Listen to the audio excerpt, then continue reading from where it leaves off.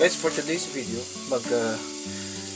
luluto tayo nitong itlog ng amberjack or sa atin sa Tagalog ay talakitok. Ito ay itlog ng talakitok.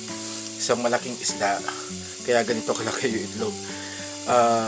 Gagawin natin is adobong itlog ng talakitok. Ang gagawin natin una ay hihiwain natin ang itlog sa maliliit na piraso.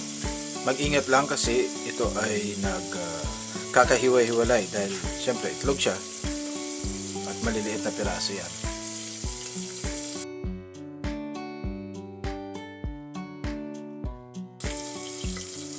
Maliit na kutsilyo ang ginamit ko kasi na dudurog siya kapag malaking kutsilyo ang ginamit. Pagkatapos hiwain ng ganyan, huhugasan lang natin isa-isa tapos tatabi natin at ipiprito natin to deep fried isa-isa bago siya sabawan para sa adobo. Ito na yung hugas na itlog ng amberjack at sinama ko na rin pati yung atay at saka yung puso. Makita nyo guys, ang laki ng puso oh.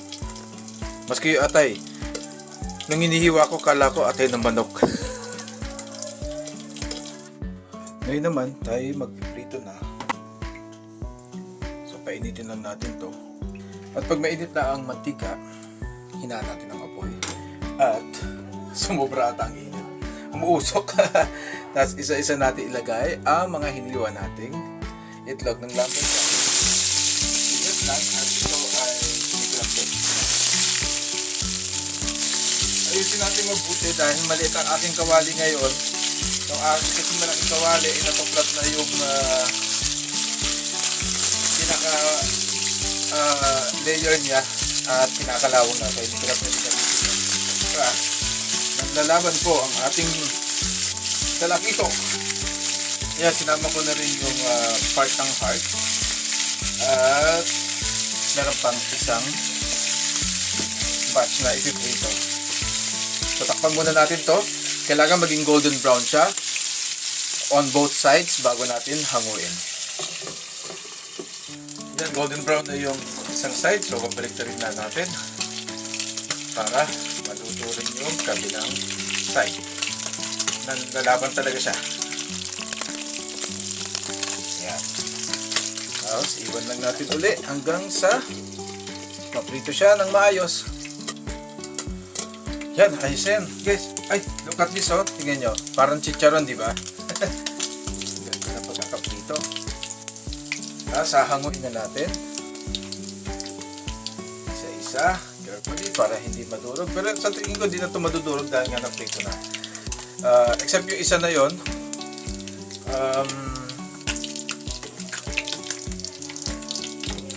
Na nadurog kanina. Dahil yun sa pagkakahiwa ko kaya gano'n. Tapos yan, isa lang na natin yung natitira.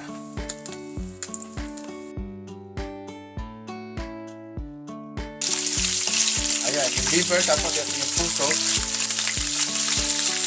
at aray.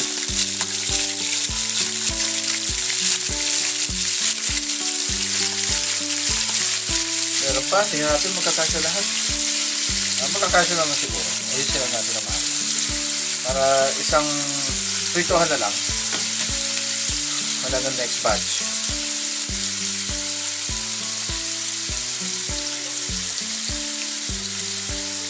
Okay. And ito maliliit na piraso. So kahit saan na lang natin ilagay siguro. Yan. So ayan, hayaan lang natin siya maprito at hanggang sa maging golden brown uli.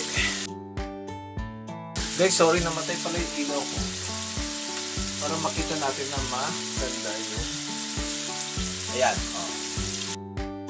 Sarado natin uli at hintayin natin maprito up to hanggang sa maging golden brown yung isang side. Tapos, babalikan natin. Lobat na pala yung aking lamp. Kaya ganun. Sorry.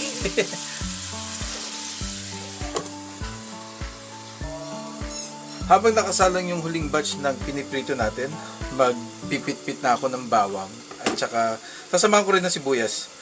para added flavor na rin doon sa may ating gagawing adobong itlog ng talakitok. Para pag natapos ng prituhin yung last batch ng ating itlog na piniprito, ay lulutuin na natin yung pinakasabaw ng adobo.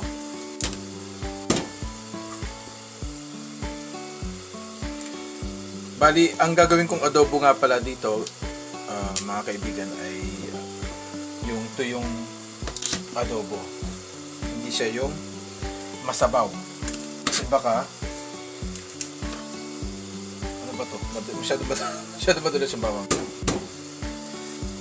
Pag nag-aadobo nga pala ako, sinasama ko pati yung balat ng bawang. Hindi ko siya tinatapon. Kasi sa tingin ko pampalasa din tong nakakadagdag ng lasa yung balat ng bawang. Lalo na kapag tinusta mo. Ito muna natin ilagay sa gilid. Tapos yun ang mga ating sibuyas ay hihiwain natin sa siguro dalawang hihiwain lang natin sa kalahati. Hindi yung maliliit na slices. Eto, hindi ko sasama yung yung balat. Bali, dapat nga walang sibuyas, di ba? Kasi adobo to, pero padagdag ng lasa, lagyan na rin natin. Gawin ko ng 4 na hiwa. Yan. So, hintayin lang natin maprito. Matapos yung ating pinipritong itlog ng talakitok. Tapos, sisimulan na natin ang pagluluto ng adobo. Yan pa mga kaibigan, luto na rin yung ating piniprito. So, hanguin na natin isa-isa. Ito na po lahat ang ating naprito. Ang dami niyan, no? So, tanggalin na natin itong kawali. At bigyan naman natin ang paglulutoan natin ng adobo. Yan, ready na ang ating pot. So, igigisa na natin ang bawang at sibuyas. Pero ang sasama kong mantika ay yung ginamit natin na pamprito nung ating pinito kanina na itlog ng talakitok at yung puso at atay ng talakitok.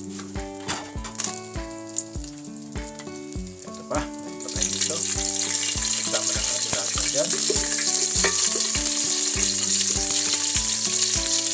Mainit na po yung ating mantika. So, isama na natin ang bawang.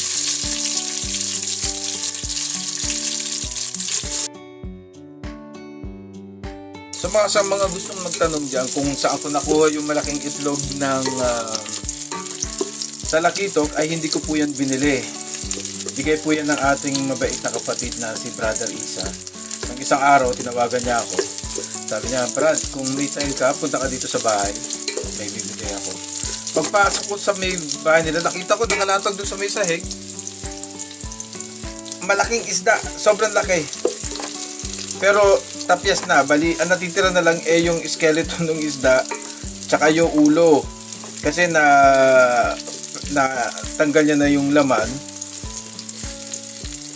At tsaka yung ibang parte ng isda. Tapos sabi niya, Brad, ito sa'yo to. Binigyan niya ako ng malalaking hiwa ng laman ng talakitok. Tapos, sabi niya, pati itong itlog, sa'yo na rin. Nag-iisip ako kung anong luto gagawin ko. Kung ipiprito ko lang ba or ano. Actually, pwede rin siya prito. Tapos sausaw niyo sa may ayun lang, prito lang at tapos sasusan nyo sa may suka na may bawang at sibuyas. Napakasarap. Kasi nung tinikman ko to kanina, pagkatapos kong prituhin yung isang piraso, lasa siyang roasted chicken. Kakaiba yung lasa, hindi siya lasang isda. Ayan, naluluto na yung ating bawang. Bago pa iwasan natin masunod, sama na natin yung ating sibuyas. Tapos haluin lang natin. Nasa low fire na pala yan dahil nagigisa na lang naman tayo. Hanggang sa lumambot lang yung onion at saka natin lalagyan ng toyo at saka suka. Ayun, so nung tinawagan niya nga ako, ayun, binigyan niya sa akin yung laman, yung itlog, tapos yung ibang laman loob na pwedeng kainin. Kagaya ng puso at saka yung liver. Tapos, sabi niya itatapon niya na lang daw yung yung tinik. Pero sabi ko, Brad, may mga laman-laman pa to. At saka yung bang tinik nito ay parang yung buto ng karne na may utak din. Sabi niya, oo, sabi di mataba din siya. So sabi ko, kunin ko na lang to. Tapos ayun, initak niya kasi itak lang talaga kailangan gamitin. Ang pwede gamitin para may putol, makat into pieces yung tinik.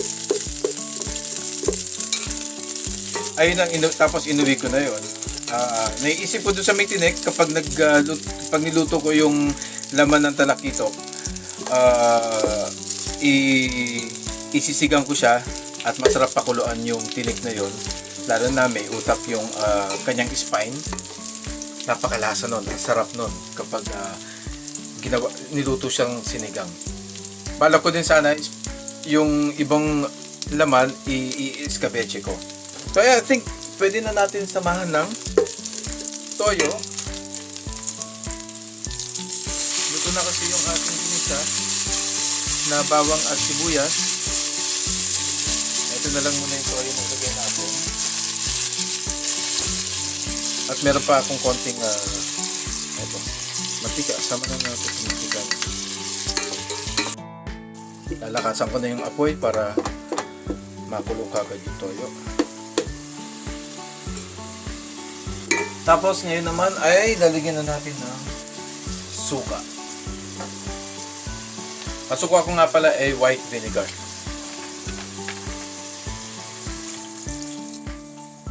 Mukhang kapos ang aking suka. Nagdagdagan natin ng suka sa Pilipinas. Ayan. Halo-haloin lang natin hanggang sa kumulo. Ayan. Kumukulo na siya. Kumukulo na po ang ating pansabaw. Kahit na hindi naman sobrang masabaw dahil nga tuyo ang gagawin natin. At ito, paminta. At samahan natin ng laurel. Konting halo lang. Maya-maya lang isasama na natin yung ating prinitong itlog, liver, at puso ng talakitok. Alam niyo ba, akala ko ang talakitok ay payat na isda na maliit. Kasi nung 1980s or 90s, ewan ko, may napapanood kami na show sa may TV. Hindi ko alam kung sa anong show yon, sitcom. Tinutokso yung isang karakter na parang talakitok kasi maliit yung katawan niya tsaka payat siya. As in, kita yung ribs. Kaya akala ko ang talakitok ay maliit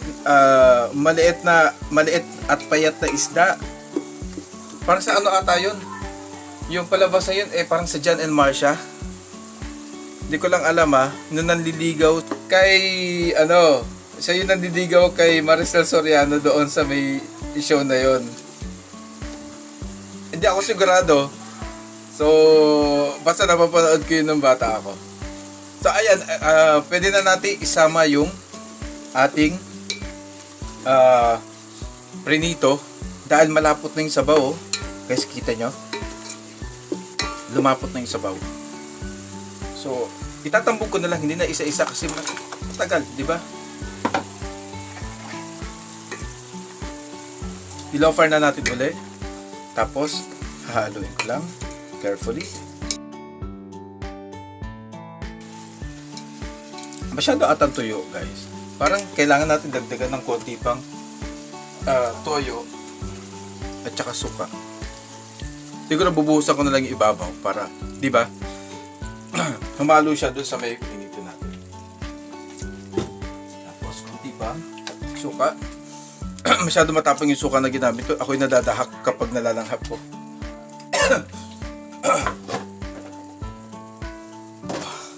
Hindi na natin masyado haluin, baka madurog. Tatakpan ko na lang muna siya at pakukuluin. In low fire pa rin. Ayan, malapit na tayo matapos sa ating pagluto ng adobong itlog ng talakitok.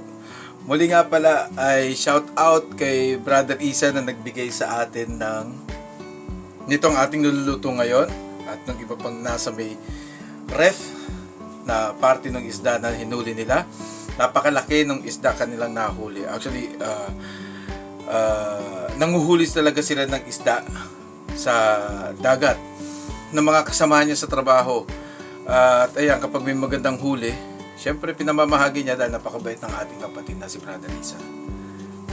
Patingin ko ay luto na ang ating adobong talakitok.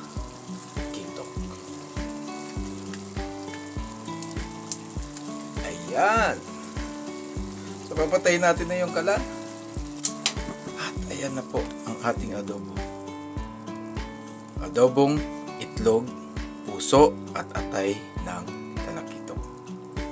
Maraming salamat po sa inyong panonood. At sa muli po, kapag niluto natin ibang parte ng binigay na isda sa atin, ay abangan nyo po yan. Hindi ko alam kung anong luto ang gagawin ko. Maring escabeche. Pero sigurado, yung tinik ay para sa isasama ko din sa lulutuin kong sinigang. Sa muli po, Lazar's Kitchenette, signing off.